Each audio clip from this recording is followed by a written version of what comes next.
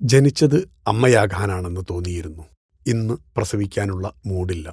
കുഞ്ഞിനെ ദത്തെടുക്കണം. കുട്ടിയെ വളർത്താനുള്ള സെൻസ് വളർത്തുനായയിൽ നിന്ന് കിട്ടിയതാണ്. നടി പാർവതി. കുഞ്ഞുങ്ങളെ ദത്തെടുക്കാൻ ആഗ്രഹിക്കുന്നതായി വെളിപ്പെടുത്തി പാർവതി തിരുവോത്ത്. കുട്ടിക്കാലത്ത് തന്നെ അമ്മയാകണം എന്ന് തോന്നിയിരുന്നു. 7 വയസ്സിൽ തന്നെ കുഞ്ഞിന്റെ പേര് വരെ കണ്ടുവച്ചിരുന്നു. എന്നാൽ മുതിർന്നപ്പോൾ തന്റെ ശരീരം ഗർഭകാലത്തിലൂടെ കടന്നുപോകുന്നതിൽ താല്പര്യമില്ലാതായി. ഇപ്പോൾ കുഞ്ഞുങ്ങളെ ദത്തെടുക്കാനാണ് ആഗ്രഹം. നന്നേ ചെറുപ്പത്തിലെ തന്നെ ദത്തെടുക്കണം എന്ന ആഗ്രഹം തോന്നിയിരുന്നു. സുസ്മിത സെൻ ആണ് അതിന് പ്രചോദനമായത്. സുസ്മിതയുടെ ഇന്റർവ്യൂകൾ കണ്ട് ഞാൻ മാതാപിതാക്കളോട് ദത്തിനെക്കുറിച്ച് സംസാരിക്കുമായിരുന്നു. അന്നവർ അത് കാര്യമാക്കിയില്ല. പക്ഷെ ഇന്ന് ഞാൻ സീരിയസ് ആണെന്ന് അമ്മയ്ക്കറിയാം.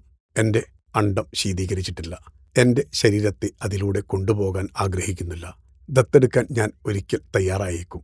മകളുടെ പേര് ഞാൻ ടാറ്റു ചെയ്തിട്ടുണ്ട്. എല്ലാവർക്കും അവരുടേതായ തീരുമാനങ്ങളുണ്ട്.